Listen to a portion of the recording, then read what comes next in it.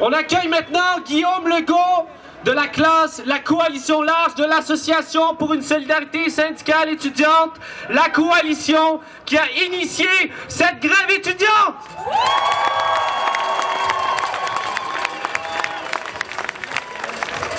Camarades, l'heure est grave. Tout d'abord, merci. Merci de vous déplacer dans une si belle journée pour nous témoigner votre appui, mais aussi votre solidarité et votre espoir pour un monde meilleur.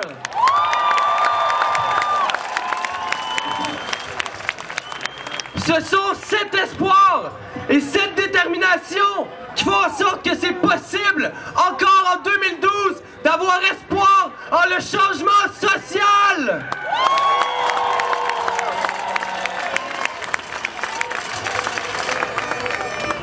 Comme vous le savez sans doute, ce qui est en jeu aujourd'hui, c'est bien plus grand que l'avenir du réseau de l'éducation québécois. Que ce soit contre le principe d'utilisateur-payeur que l'on retrouve dans l'ensemble des services publics, que ce soit pour que l'on réaffirme qu'il est nécessaire que les riches fassent leur juste part,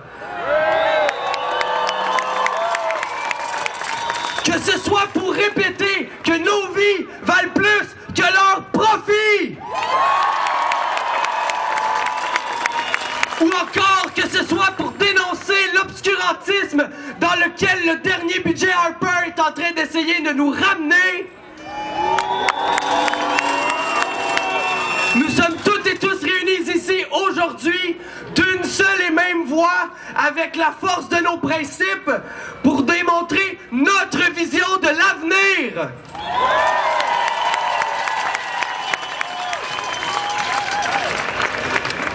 Actuellement, la lutte que le mouvement étudiant mène depuis plus de 9 semaines avec acharnement contre un gouvernement borné est bien plus qu'une lutte limitée aux enjeux liés aux frais de scolarité. L'arrogance de ce gouvernement et de sa ministre de l'Éducation témoigne d'un sombre projet pour l'ensemble du Québec. Ce que ce gouvernement tente actuellement de faire, c'est de casser non seulement les reins du mouvement étudiant, mais de l'ensemble des mouvements sociaux et de la possibilité de la contestation sociale.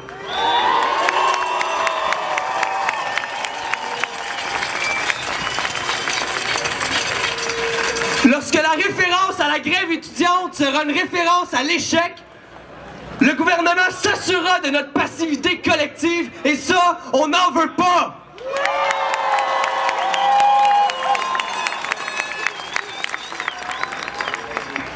Ce que le plus corrompu et le plus lâche de tous les gouvernements de l'histoire contemporaine du Québec est en train d'essayer de faire, c'est de détruire tout espoir que la mobilisation citoyenne peut amener un changement social, démocratique et d'envergure.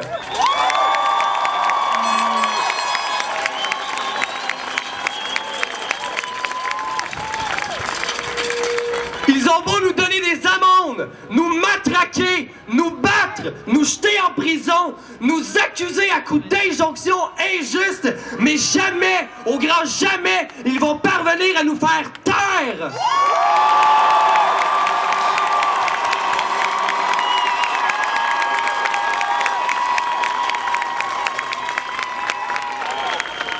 C'est pourquoi nous luttons actuellement est juste. Nous luttons pour léguer à nos enfants un système d'éducation libre, démocratique et gratuit, pour permettre aux plus jeunes d'avoir foi en la légitimité de la révolte citoyenne, mais surtout pour réaffirmer notre droit collectif et inaliénable d'avoir des rêves.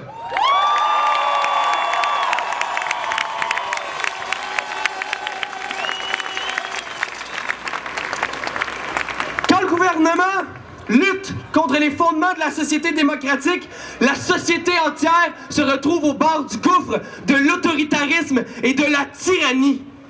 Ainsi, nous marquons aujourd'hui un pas de plus. Un pas de plus dans la lutte étudiante. Un pas de plus dans la lutte populaire. Un pas de plus dans le combat au cynisme politique ambiant. Mais un pas de plus vers l'existence d'une réelle démocratie.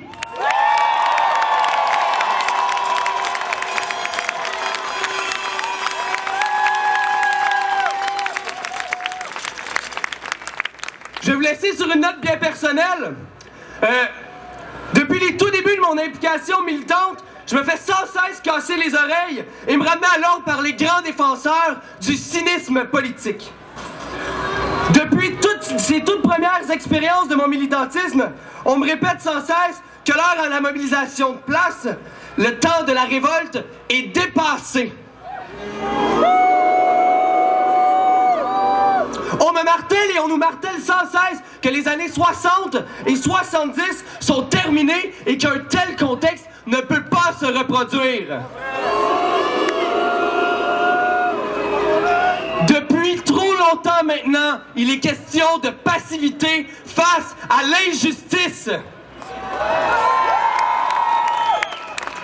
Aujourd'hui, nous pouvons nous féliciter de faire vivre la politique à travers la contestation et la contestation de masse.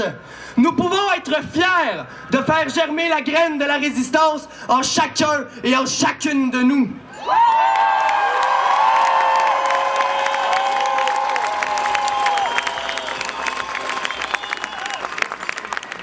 Non, nous ne sommes pas d'éternels romantiques, uniquement nostalgiques des années 60 et 70. Ce que nous voulons porter la grève de 2012, la mobilisation citoyenne du printemps 2012, bien au-delà de la révolution tranquille.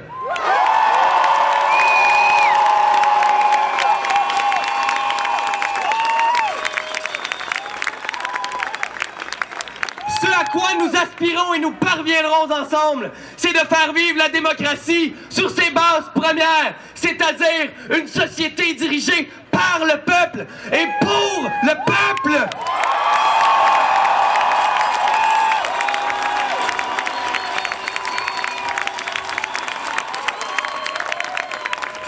Ensemble,